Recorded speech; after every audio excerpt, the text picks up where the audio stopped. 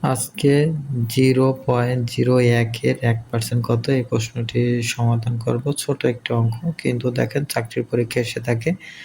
এরকম বিভিন্ন এমসিকিউ পরীক্ষা এসে থাকে, এগুলো আমরা বারবার চর্চা করব।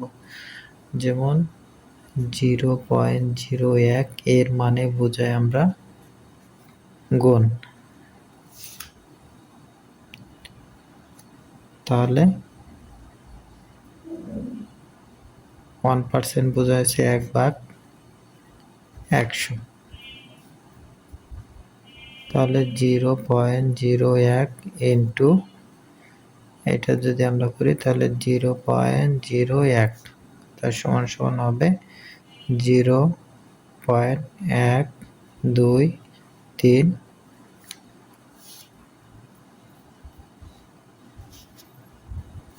এই হচ্ছে অ্যান্সার।